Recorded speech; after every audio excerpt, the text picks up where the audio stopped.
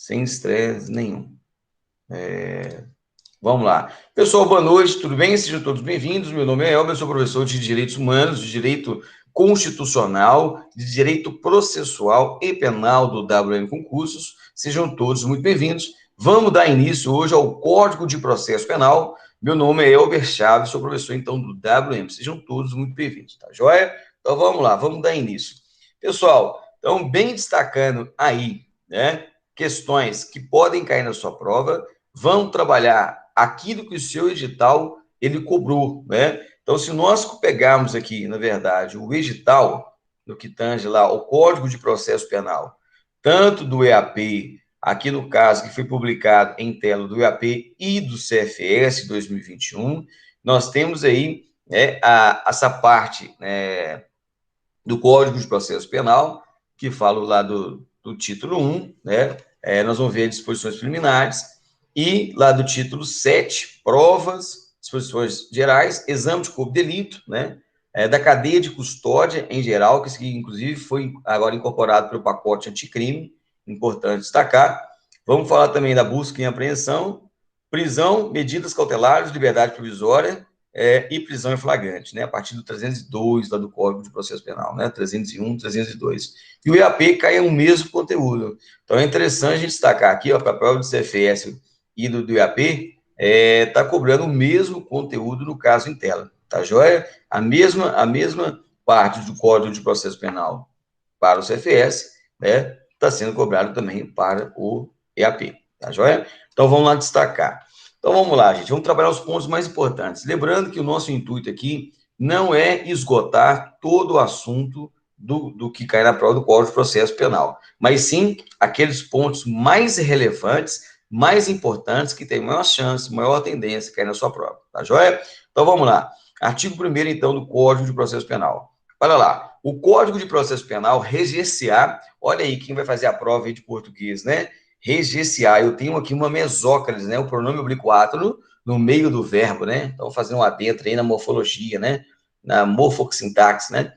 O processo penal reger-se-á em todo o território brasileiro por esse código, ressalvados.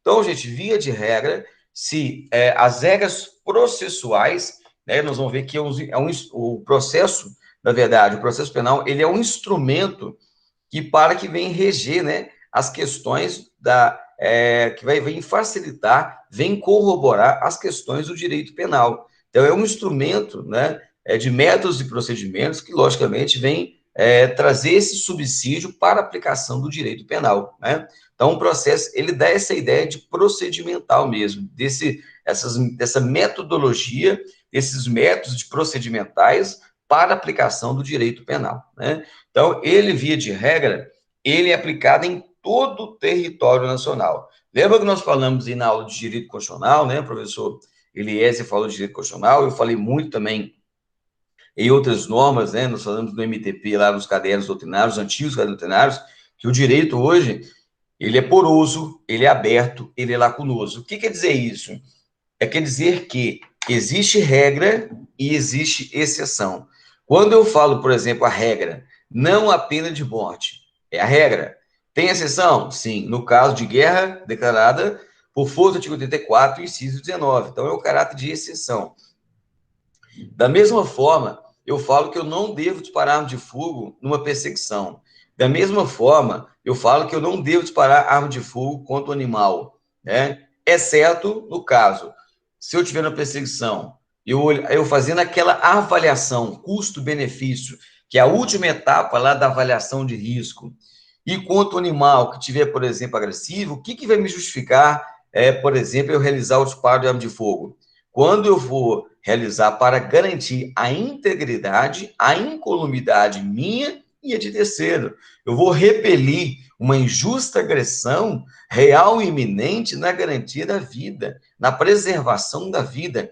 Então, isso que vai justificar a intervenção, por exemplo, com arma de fogo, né? Então, por exemplo, quando o animal está lá agressivo, ali no caso não existe uma legítima defesa, né, via de regra, e sim um estado de necessidade, não teve como ali você tomar uma conduta diversa daquela, né, para garantir um direito bem à vida né, seu. Então, no estado de necessidade. Então, gente, o processo penal é a conduta da sua regência em todo o território nacional. Essa é a regra semelhante agora aos casos que nós citamos, né? E tem exceção, né? Por isso que nós falamos que o direito hoje, ele é flexível, ele é dinâmico e ele é poroso, ele é aberto, né? Então, via de regra, nós temos o princípio da territorialidade. Locus rege actum, né? Então, a situação de regência do direito processual, via de regra, vai ser no território brasileiro, vai ser regido em território brasileiro. Olha lá, logicamente, nós vamos ver essa ressalva, gente, daqui a pouco, né? Mas trazendo, né, que o Brasil, lá, por exemplo, ele aderiu, então, à jurisdição do Tribunal Penal Internacional. Nós temos essa previsibilidade no artigo 5º, parágrafo 3º da nossa Constituição, né? Ela podendo entregar o autor do crime praticado em solo nacional, sendo espécie de jurisdição complementar brasileira, exceto quando se tratar de brasileiro nato, né? No caso, da própria Constituição delimita e veda, né? No caso de extradição de brasileiro nato, né? Somente pode ser o naturalizado em prática de crime comum antes da naturalização ou a qualquer momento, no caso de tráfico ilícito de entorpecentes, né? Então, via de regra, nós temos esse princípio, né, do locus rege actum, que no latim significa o princípio da territorialidade. Aplica-se o Código de Processo Penal em todo o território brasileiro. Aí nós temos algumas exceções, pessoal, que pode cair na tua prova. Vejamos. Olha lá. Primeira coisa, uma exceção. Tratado de convenções e regras de direito internacional. Então, nós temos tratados, às vezes, bilaterais, regras consuetudinárias, né, regras internacionais, que estabelecem essas regras internacionais de um caráter de excepcionalidade, que mesmo que, por exemplo, o crime tenha cometido no Brasil, as regras processuais e também questões penais não vão ser aplicadas em território brasileiro, né? Por exemplo, aí no caso de uma norma internacional, nós temos a Convenção de Viena, que ela foi ratificada pelo Brasil em 1961, entrou no Brasil com status de supralegalidade, porque foi antes da emenda constitucional número 45 de 2004, que alterou o artigo 5º, parágrafo 3º da nossa Constituição, né? Aquele status, né, de um tratado internacional incorporado no Brasil com força de emenda constitucional. No caso em tela, como essa Convenção de Viena foi antes da emenda constitucional 45 de 2004, então não tem o status, né, mesmo que seja uma norma internacional de direitos humanos, por exemplo, não tem o status de emenda constitucional, porque foi antes da emenda constitucional 45 de 2004, ou seja, então a Convenção de Viena, no caso em tela, conforme o próprio entendimento do Supremo Tribunal Federal, tem o status de supralegalidade. Então, o Brasil ratificou, né, a Convenção de Viena e foi referendada, né, no Brasil pelo decreto 46.435 de 65, né, no que tange lá a imunidade, por exemplo, dos diplomatas, né? Os diplomatas lá não estão sujeitos à lei processual penal brasileira. Nós vimos lá no MTP 02, no que tange a abordagem às pessoas, nós falamos lá no caso de autoridades, né, que no caso de um diplomata ele cometer um crime afiançável ou inafiançável, ele detém de certa imunidade, garantia absoluta, né? Tem que liberar no local, mesmo o crime sendo afiançável ou inafiançável, ele libera local, o registro de ocorrência endereçada, o BO-REDS, ao Departamento da Polícia Federal. Então, é uma convenção, né, internacional que traz uma excepcionalidade, no caso em tela, de uma pessoa, por exemplo, mesmo que ela cometeu o crime, né, no Brasil e vier o cometimento do fato, as regras penais e processuais não serão aplicadas, né, as regras brasileiras, e sim aquela do diplomata da onde ele for, né, originário. Então, no caso em tela, nós temos essa exceção, né? Olha lá, os agentes consulares, de acordo com a jurisprudência do STF, serão imunes à legislação nacional apenas quando praticarem infrações penais no exercício de suas funções. Olha que interessante. Então, é o entendimento do STF. Então, só para a gente ter esse conhecimento dessa excepcionalidade. Prerrogativas, outra exceção, professor. Prerrogativas constitucionais do presidente da República, ministro de Estado. Gente, quando eu falo ministro de Estado, lá é o Nixon Lorenzoni, né, que é o antigo chefe da Casa Civil, ministro-chefe da Casa da Fazenda, nós temos aí né, Paulo Guedes e os demais ministros de Estado, tá? Nos crimes conexos com o presidente da República e dos ministros do Supremo Tribunal Federal nos crimes de responsabilidade. Também tem o caráter de excepcionalidade que não se aplicasse ao Código de Processo Penal, né? Aqui, gente, nós temos regras próprias, né? No caso, serão regidos por regras, né, pelo Senado Federal, né? Então, olha lá, julgamento ocorre perante o Senado, bem como no caso aí, os crimes tanto praticados pelo presidente da República, ministros, né, bem como aqueles conexos, né, por exemplo, um chefe das Forças Armadas que cometeu, por exemplo, um crime conexo com o presidente da República. Então, tem regras próprias, né, de aplicabilidade. Olha lá, de igual sorte, o julgamento dos crimes de responsabilidade, tá vendo? Do ministro do STF, membros do Conselho Nacional de Justiça e Conselho Nacional do Ministério Público, Procurador-Geral da República e Advogado-Geral da União. Então, ou seja, houve uma extensão, uma situação erga omnes, estendendo aos demais membros, né, das autoridades constituídas, tanto membros do Conselho Nacional de Justiça, que são membros constituídos pelo Poder Judiciário, né, juízes, ministros do Supremo Tribunal Federal, membros do Conselho Nacional do MP, que é formado também, no caso, do Ministério Público, né, os promotores de justiça, o PARCT, Procurador-Geral da República, que é o chefe do MP, da União, e advogado-geral também da União. Então, essas pessoas têm prerrogativas que as regras tratadas aqui serão de responsabilidade regidas pelo Senado Federal. Então, é outra exceção também que não se aplica. Outra exceção que não se aplica, essa aqui é tranquila, né, gente, de entender, são as nossas regras, regras da nossa competência, né? Nós temos uma competência aí especial. Eu tenho uma regra geral, erga omnes, ou eu tenho uma regra especial. É o nosso caso, regra de competência, justiça militar. Exemplo, se o nosso militar ele está no estrito cumprimento do dever, ou agindo em reação da função, ele não comete o quê? Crime comum. Então, ele está cometendo o quê? Crime militar. Então, as regras do processo of law, do devido processo, né, legal, penal, vão ser regidos pelo Código de Processo Penal Militar. Nós temos regras próprias. Como o Senado, lá nós vimos há pouco do presidente da República, tem as regras próprias, nós temos aí as regras processuais próprias, né? No caso, por exemplo, de APF, no caso aí de inquérito, de indiciamento, no caso tanto do APF, mas do indiciamento, as medidas cautelares, né, as prisões. Então, nós temos regras próprias de competência, né? Justamente nós temos essa prerrogativa de foro. Nós temos prerrogativa de foro. Lembrando, no que tange a prerrogativa de prisão, nós não temos, né? Por exemplo, você está cometendo crime comum ou crime militar, seja ele for, tem que ser conduzido ao delegado de polícia, tanto crime afiançável quanto inafiançável. Ao delegado de polícia, se é crime comum, e o tenente-coronel do batalhão, se é crime o quê? Militar. Nós temos somente prerrogativo de foro, que é no nosso caso em tela. Por exemplo, se o nosso militar comete o crime militar, ele vai ser endereçado, vai ser conduzido à presença do tenente-coronel comandante do batalhão, com autoridade elegante, né? Via de regra, por força do artigo 10, a linha A do Código de Processo Penal Militar, ao comandante do local de jurisdição do fato. Lembrando, né, nós falamos lá na instrução de Corredoria 02, que pode ser avocado pelo comandante militar ou autoridade imediatamente superior. Então, nós temos tanto as regras do APF, do APFD, de auto-prisão flagrante delito, e regras também do indiciamento, no caso aí, do inquérito que vai ser presidido pela autoridade delegada, né? Autoridade delegante, tenente-coronel do comandante da unidade, vai delegar, autoridade delegada, geralmente um oficial subalterno, oficial intermediário, que proceda à presidência aí do IPM, né?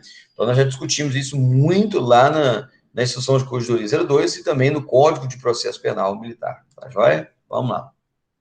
Esse inciso 4 e 5, eu não vou perder tempo neles, não, porque eles foram revogados, né? Questão do Tribunal Especial, não existe mais o Tribunal Especial. Tinha essa previsibilidade lá na Constituição de 1937, da Constituição de Getúlio Dornelles Vargas, né? Então, é o Tribunal de Segurança Nacional, e ele foi extinto, né? E também os processos por crime de imprensa também foram, eles são revogados, né? Esse inciso aí foi revogado, não se aplica, né? O STF considerou essa lei de imprensa não recepcionada para a Carta de 88, né?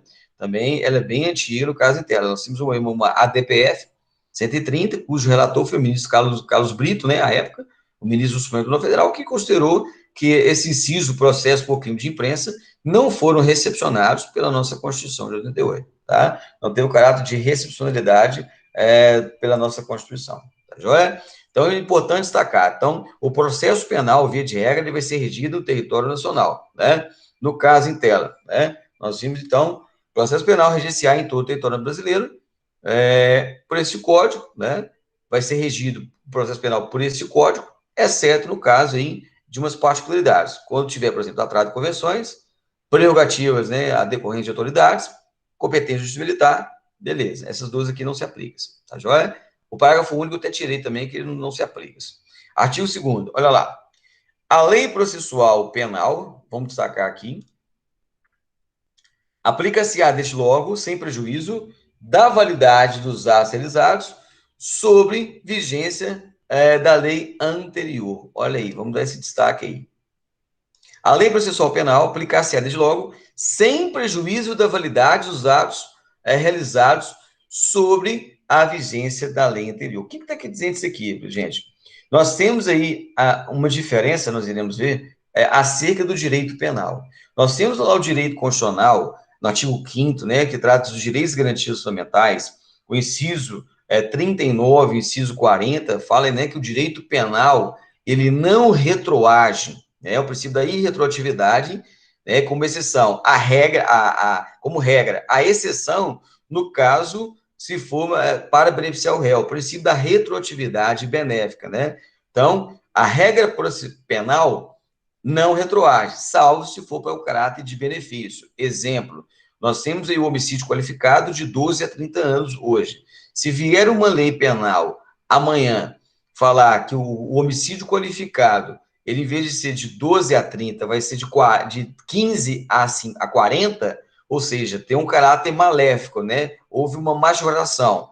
Então, no caso, aplicar-se-á o princípio da retroatividade, porque, no caso, ela é mais benéfica, né?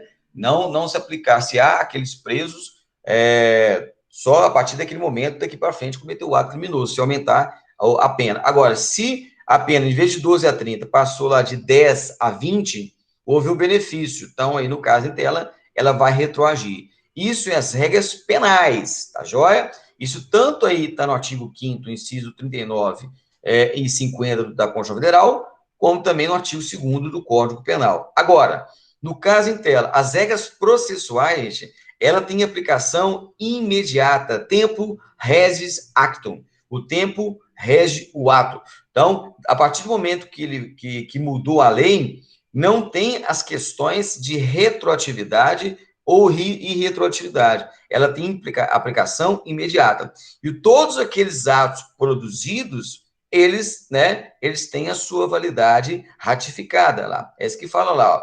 A lei processual penal aplica-se desde logo, sem prejuízo da validade dos atos praticados, né?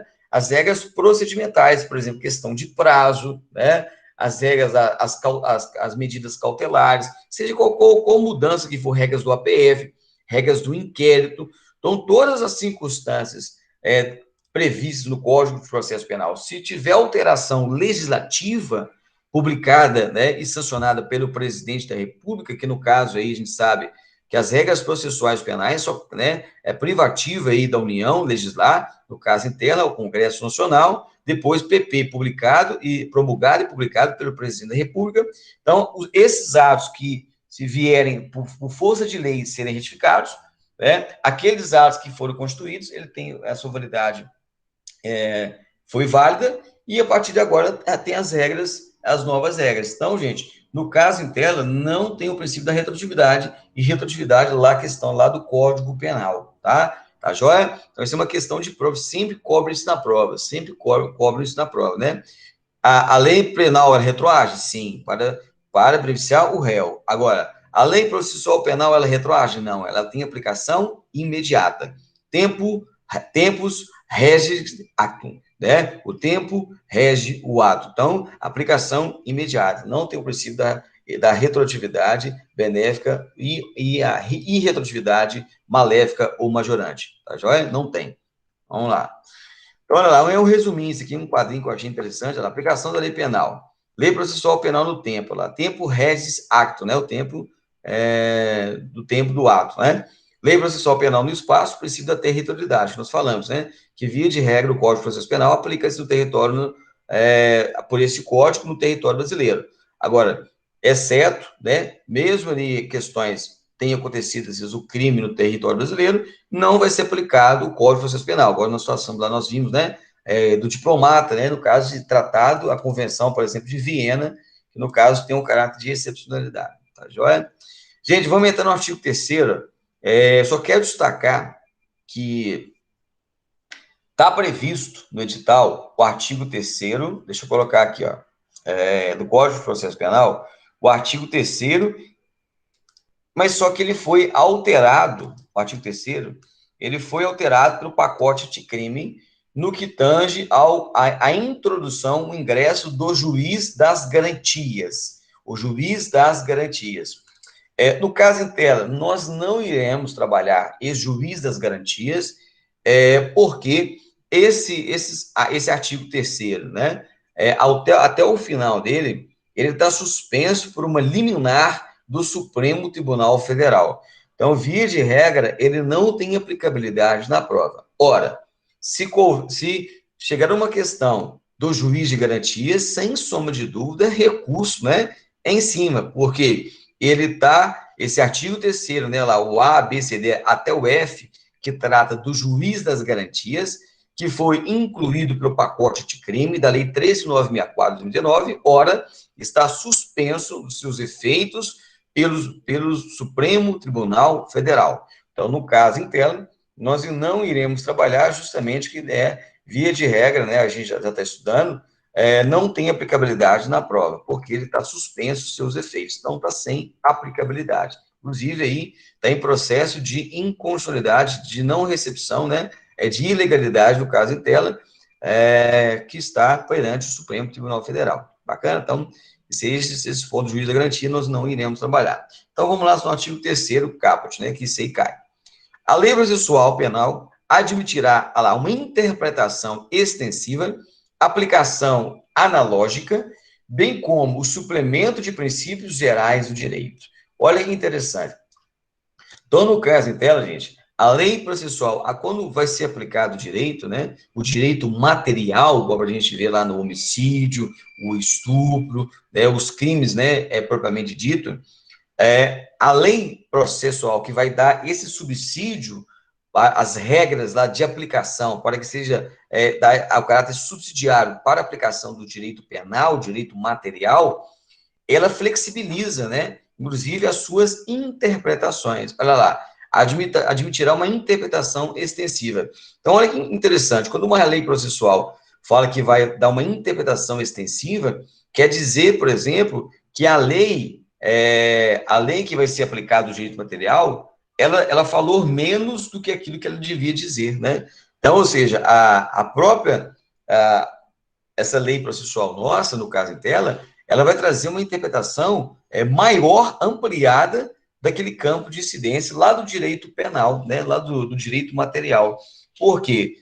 Algumas leis, elas estão muito restritas ao seu conteúdo e pode gerar lá uma interpretação que abrange questões maiores. Então, nós chamamos isso de interpretação extensiva, né? A lei que vai ser analisada junto com a lei processual penal, ela trouxe lá, ela falou menos que deveria dizer. Isso é uma interpretação extensiva. Então, vai estender, vai abrir, vai ampliar o campo de incidência. Então, isso é interessante destacar essa interpretação extensiva, né? Ou seja, vai além daquilo ali, provavelmente dito, né? Porque a lei, ela restringiu a pontos pequenos, mas só que, às vezes, dependendo daquele caso, pode ser abrangida a pontos maiores.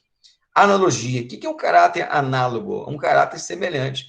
Por exemplo, se eu tenho um crime praticado em certas situações, circunstâncias, aquele crime ali, existe ali, por exemplo, um crime semelhante. Então, o direito processual, ele pode dar essa interpretação, por exemplo, de um crime que aconteceu, um outro que aconteceu, e aplicar-se-á de um modo, com uma certa verossimilhança, a gente fala, né? Autointegração, né?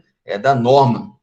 Olha lá. Hipótese que não prevista em lei, a disposição legal relativa a um caso semelhante, né?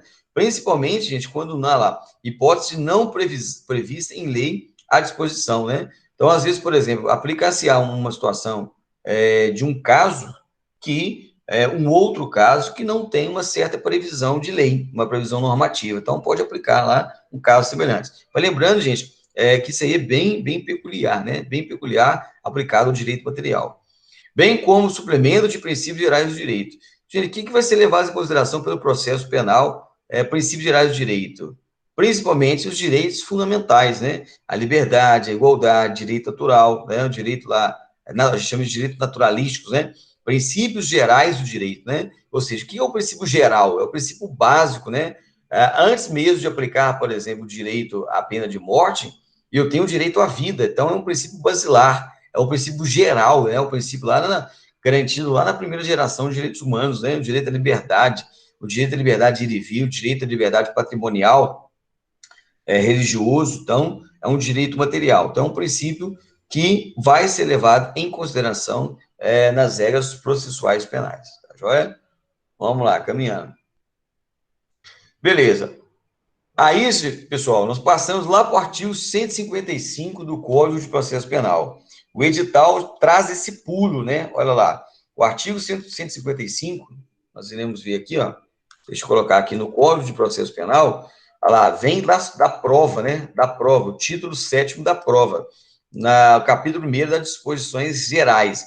Quando a gente for pegar o edital aqui do CFS e do EAP, olha lá, ó, tá vendo? Depois do processo penal, nós trabalharemos aqui, ó, o título 7 da prova, né? Ou seja, pula do artigo 3º lá para o artigo 155. Bacana, pessoal?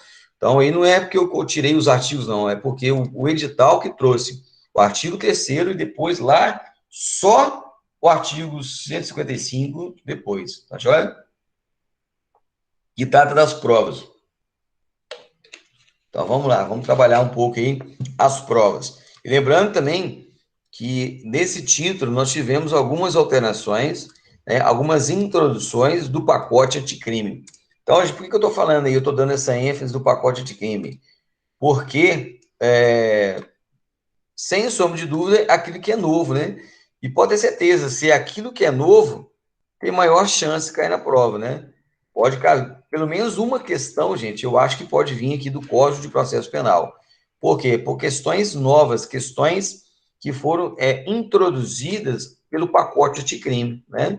Então, é importante destacar isso aí, nós tivemos essa alteração do pacote anticrime que pode vir cair na prova. Então, essas alterações, gente, é isso que o examinador ele vai querer saber. Se você, agente da lei, está devidamente o quê? Atualizado, tá joia? Então, o título lá 7, lá da prova, capítulo 1, disposições gerais, tá joia?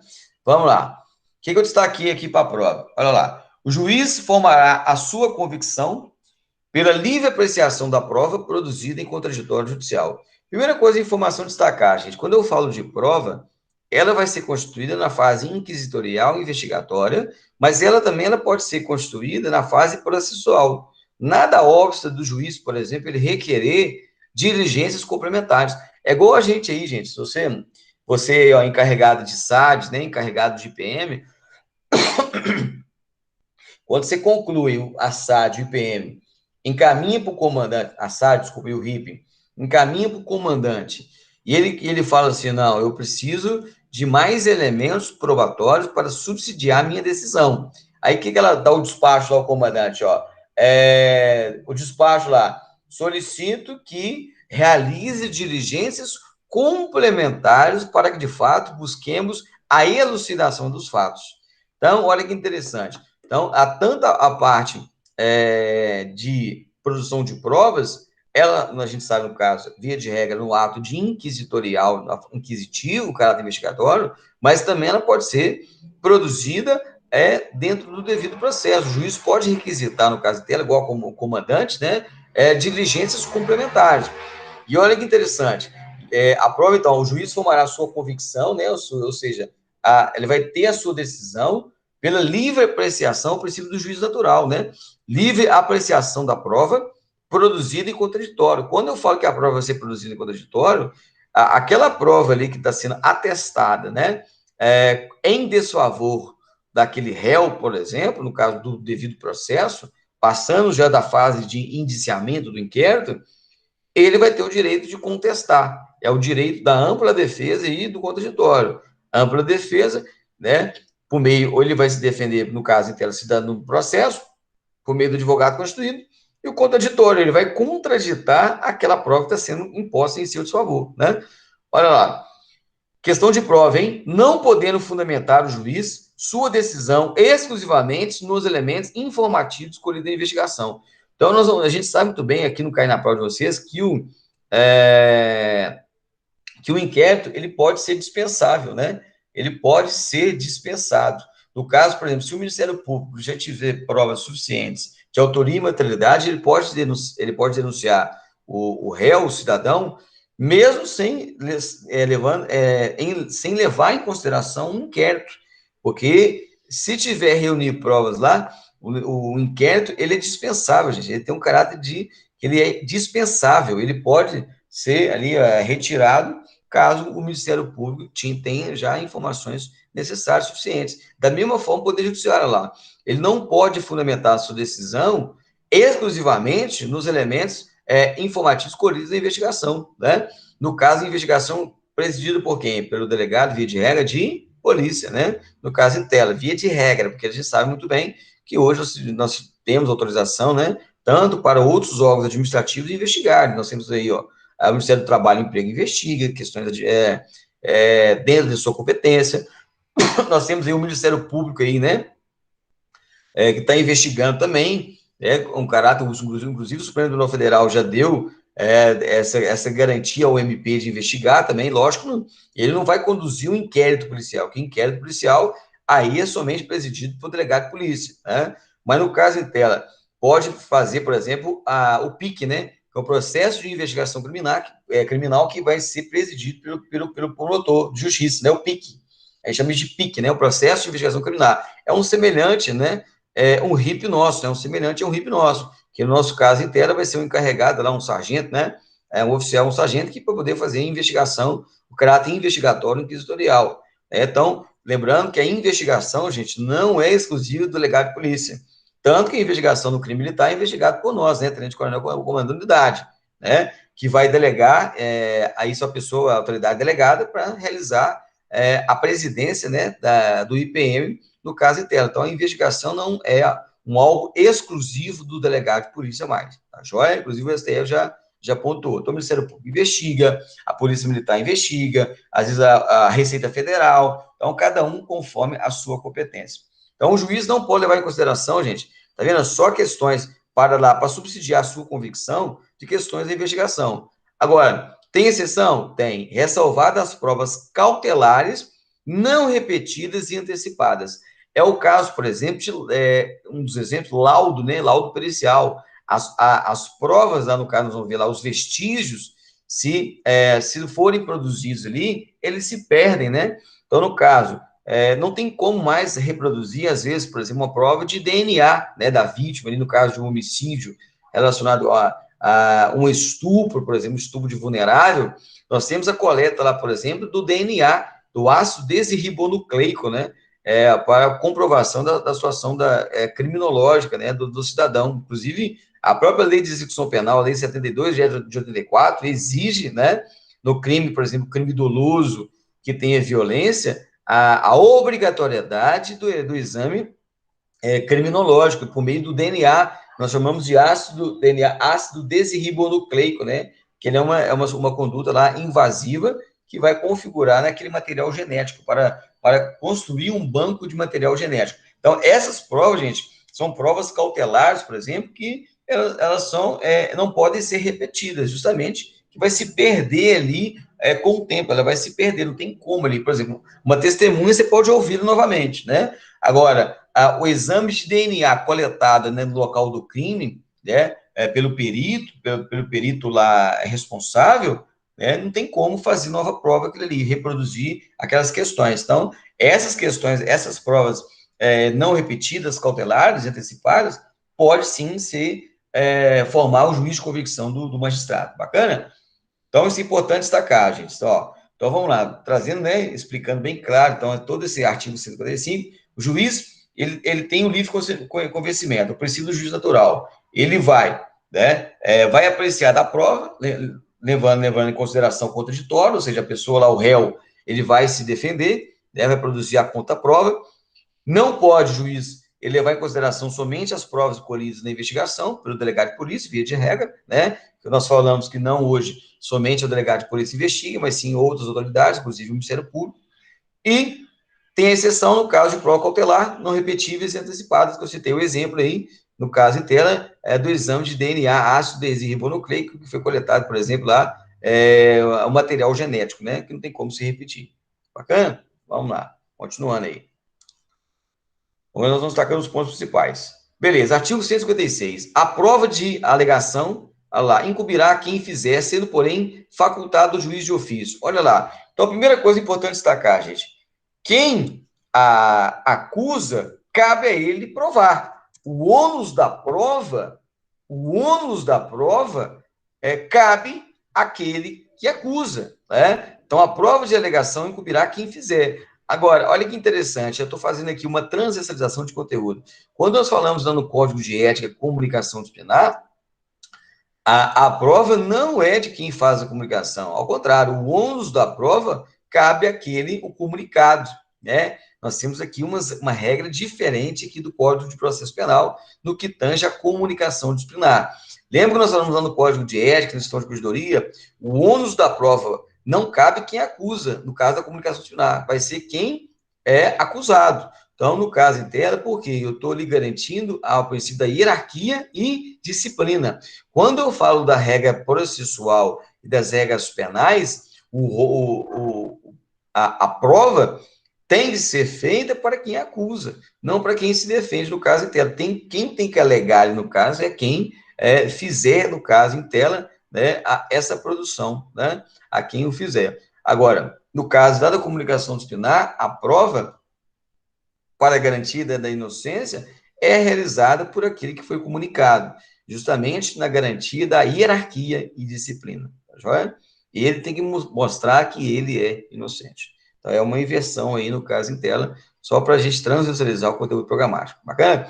Então, vamos lá. A prova da alegação, então, incumbirá quem fizer, sendo, porém, facultado ao juiz de ofício. Gente, o que é de ofício, né, praticado? É um ato que ele vai partir dele, né? A gente chama isso de ex officio, né? Ele não precisa de partir de um requerimento, né, de um pedido do ofendido ou de requerimento do MP pelo delegado de polícia. Cabe a ele fazer. Então, facultado ao juiz de ofício. Primeiro, olha lá, ordenar, mesmo lá antes de iniciar a ação, a produção antecipada de provas consideradas urgentes e relevantes, observando a necessidade de adequação, proporcionalidade da medida. Então, o juiz, gente, no caso de produção de prova, ele pode ordenar a produção antecipada de provas urgentes e relevantes, justamente para decidir, né, para subsidiar e realizar a sua convicção de convencimento, no caso em tela, para gerar, né, uma decisão, né, no caso aí, uma sentença, né, ou absolutória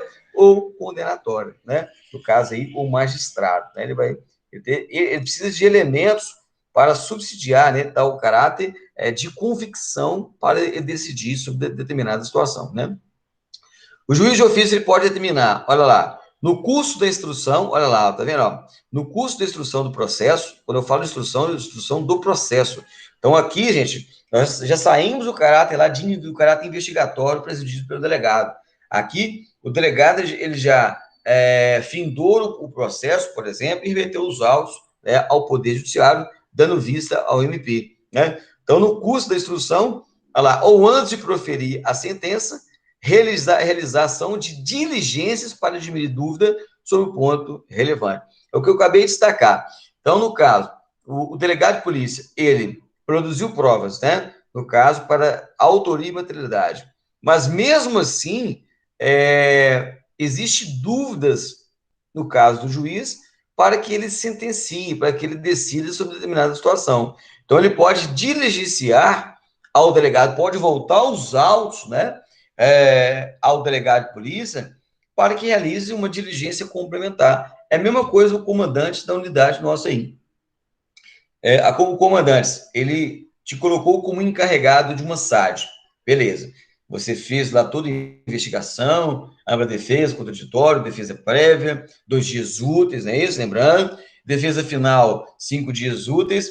Você produziu o relatório, né? E ofício de caminhamento ao comandante. O comandante analisou, né? O núcleo de disciplina analisou, peraí, para que eu decida, para que eu dê a devida solução desse processo, né, administrativo, uma SAD, e está faltando elementos probatórios. Então, o que o comandante decide? Ó, volto a SAD para o encarregado, para o sargento, lá, o tenente, e fala assim, ó, produza diligências complementares para dirimir dúvidas e para subsidiar a decisão para o livre convencimento da autoridade competente. Então, da mesma forma aí, o comandante pode fazer semelhante aqui às regras judiciais, né, as regras processuais aí do determinado pelo juiz, tá joia? E aqui, via de regra, de quem vai cumprir essas diligências aqui, né, é o delegado de polícia, autoridade de polícia judiciária, tá joia?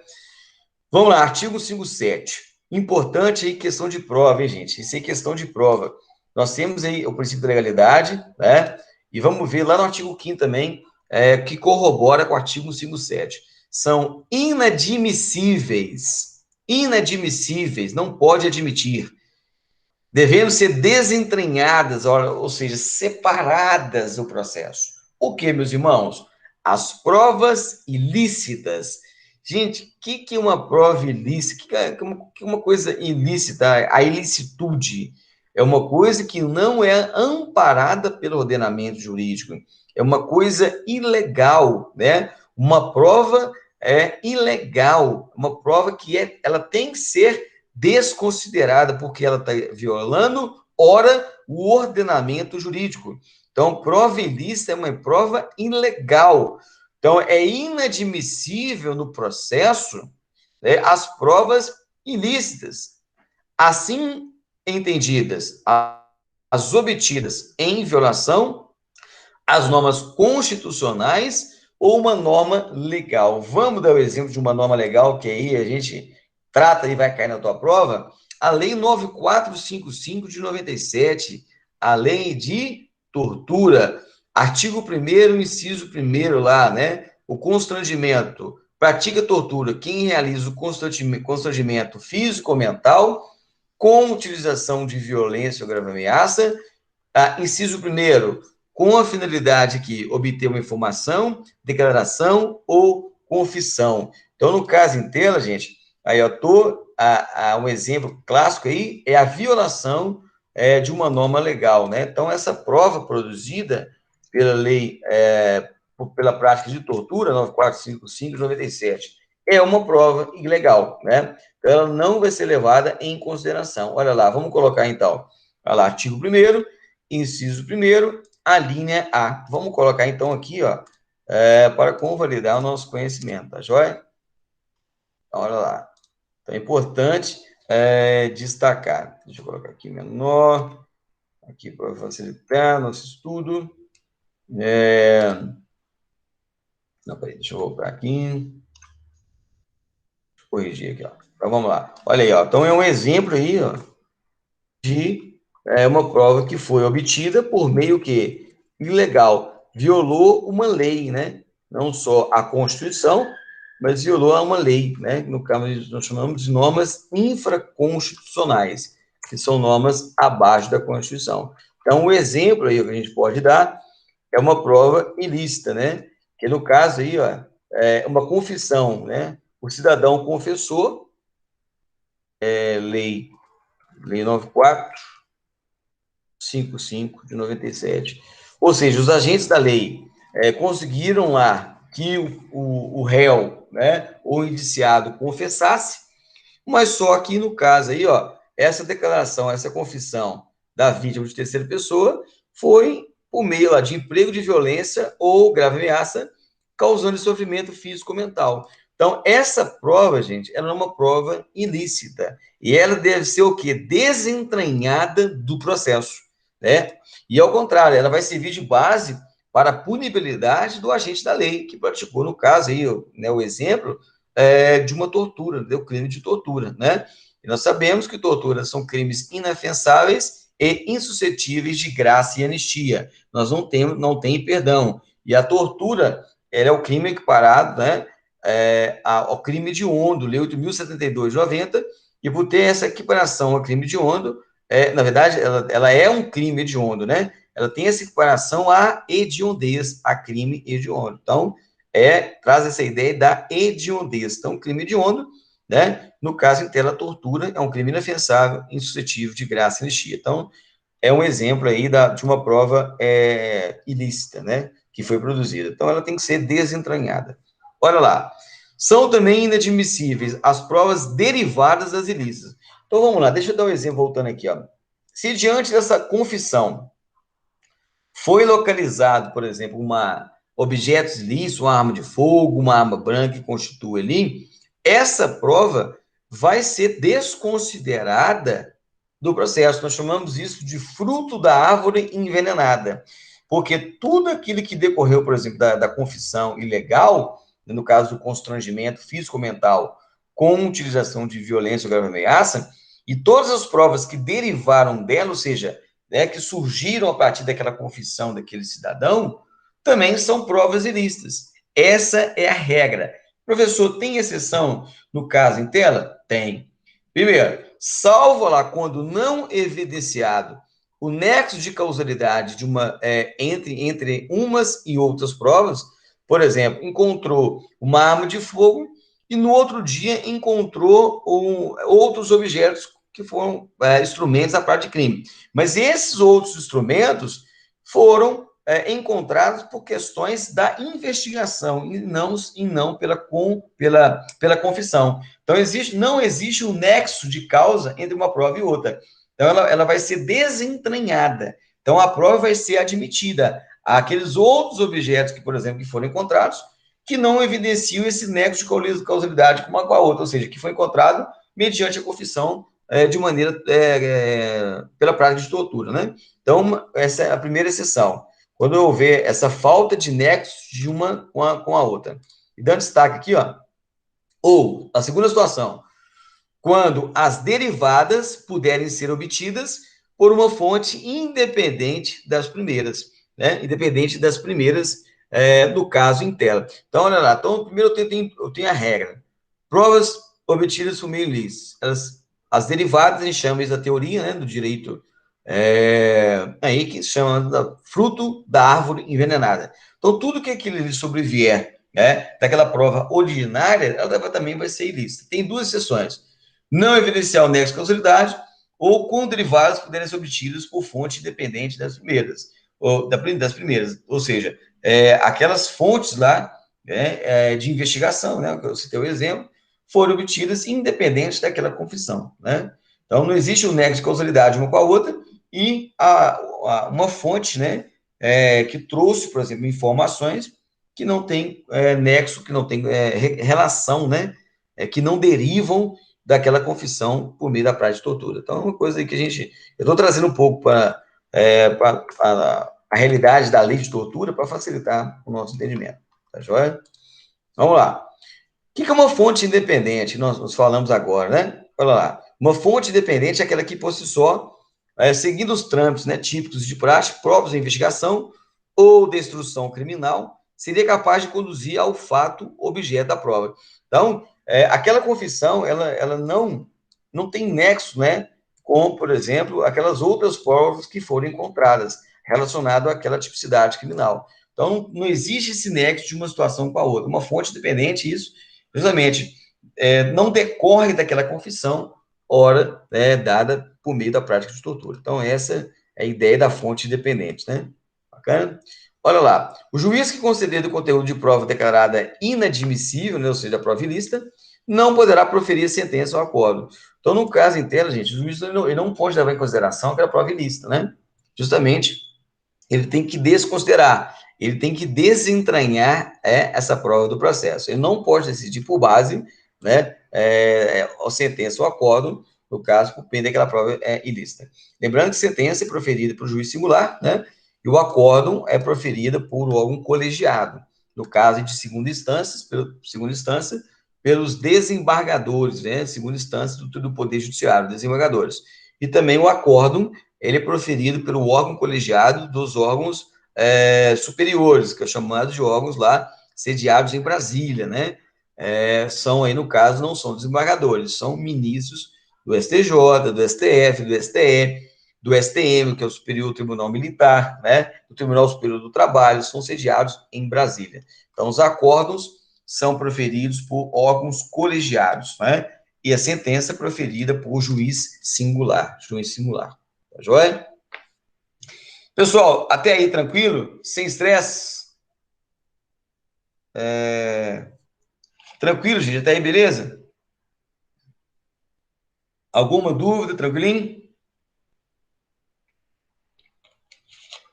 Beleza, então nós estamos destacando aí, gente, os pontos principais, né? Os pontos principais, né? Que podem cair na tua prova.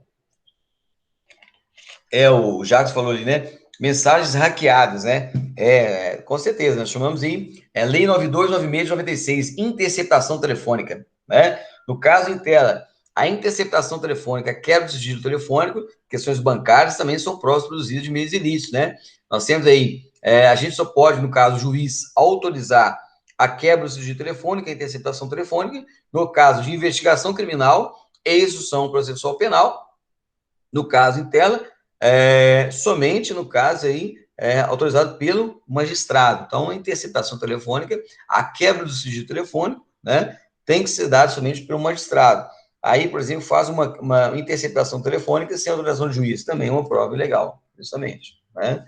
Uma prova ilegal. Bacana? Então, vamos lá.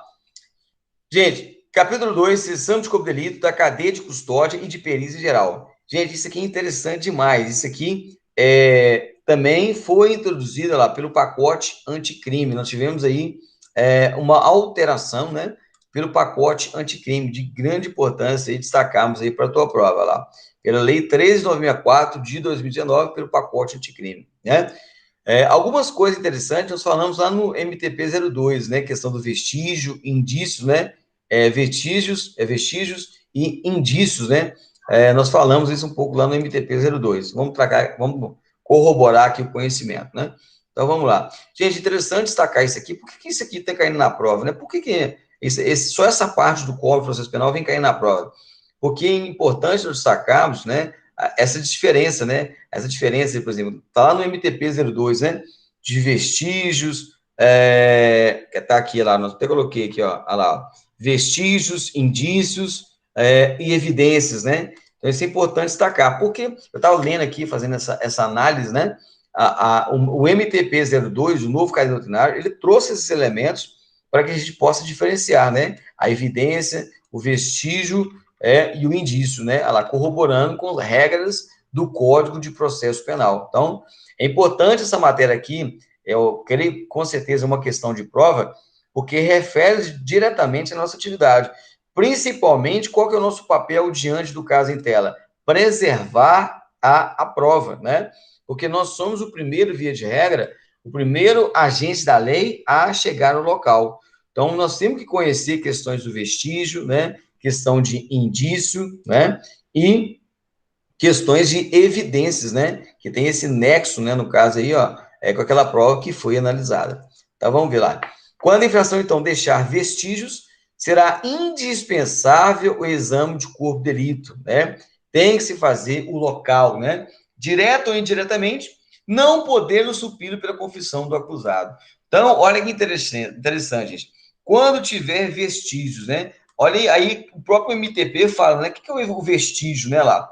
É todo o material bruto, suspeito ou não, encontrado no local do crime, que deve ser recolhido e guardado para exames posteriores, né? Então, por exemplo, lá, o exame de o sangue, cabelo, as munições, projétil, cápsulas, né? A arma, uma arma branca, uma arma de fogo. Então, ali, ó, são os vestígios deixados no local. E nós, como agentes da lei policiais ostensivos de preservação da ordem, via de regra, somos os primeiros a chegar no local de crime. Então, esses vestígios têm que ser preservados, nós iremos falar, porque, de fato, eles vão subsidiar a autoridade investigatória autoria e materialidade criminosa. Então, muitas vezes, ele consegue identificar o criminoso pelos vestígios. O DNA, o ácido ribonucleico, as alterações microestreamento balístico, lá, as corporações residográficas. Então, várias informações podem ajudar a facilitar aí a identificação do autor criminoso do delito. Então, o vestígio lá, ele é importante, ele é indispensável, né, no exame de corpo de delito, né? Então, é indispensável o exame de corpo de delito. Agora, não pode suprir a confissão do acusado. Então, o acusado confessou, aquilo ali vai ser suprido, vai suprimir, na verdade, né, o exame de corpo de delito? Não. Se deixou vestígio, gente, tem que fazer. Agora, questão de prova, nós iremos ir um artigo mais para frente. Se não deixou vestígios, a confissão pode ser dispensada, pode ser suprimida, na verdade, pelo exame de corpo de delito? Pode. Então, olha aí a regra. Vamos voltar para entender. Se deixou vestígios, pode ser suprimido essa análise de corpo de delito pela confissão? Não pode. Tem que fazer, né, o exame de corpo de delito. Então, somente a confissão do réu, lá do indiciado, do preso que foi autuado em flagrante delito, não pode, via de regra, subsidiar lá uma decisão do magistrado, né? Tem que ser, no caso em tela, não pode suprir, no caso, pela confissão, no caso, o exame de corpo de delito. Se deixar vestígios, beleza, pessoal? Agora, se não deixar vestígios, a confissão do acusado pode suprir o exame de corpo de delito? Pode.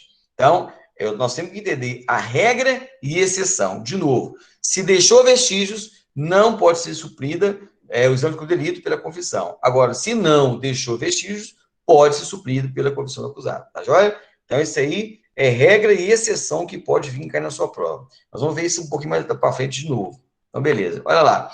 Gente, questão de prova, hein? Eu já vi isso aqui muito em prova, caindo, porque isso aqui é recente lá. Também foi introduzido em 2018.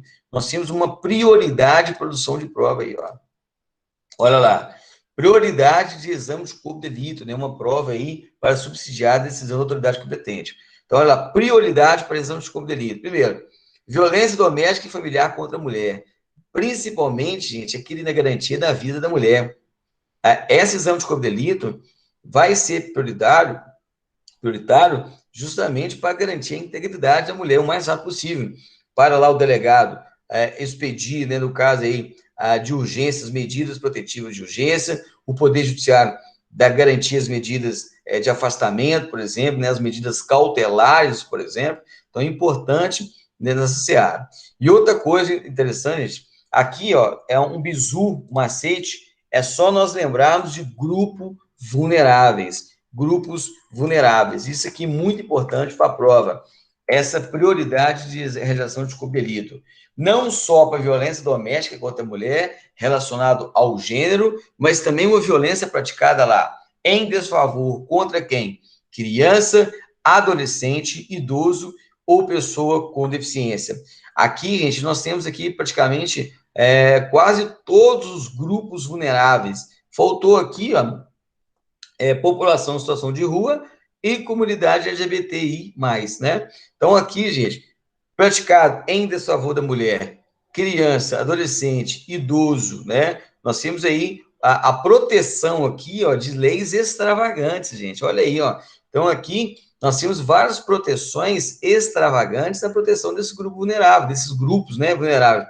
Quando eu falo da Maria contra a mulher, nós temos a Maria da Penha, que é a Lei 11.340 de 2006. Quando eu falo a violência contra criança e adolescente, nós temos a Lei Esparsa 8069 de 90, que é o ECA.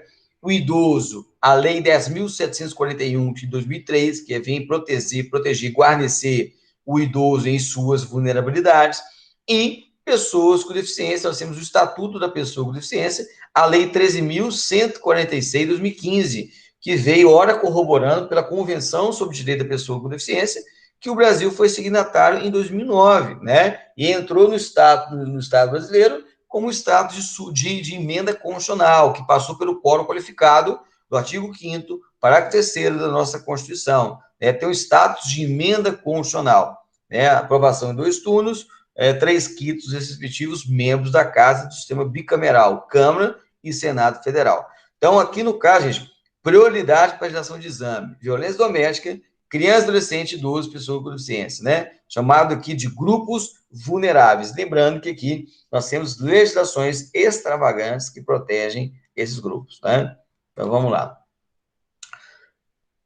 Gente, esse artigo agora, para frente, nós vamos destacar aí, ó, também, no caso que nós falamos, né, essa introdução pelo pacote anticrime.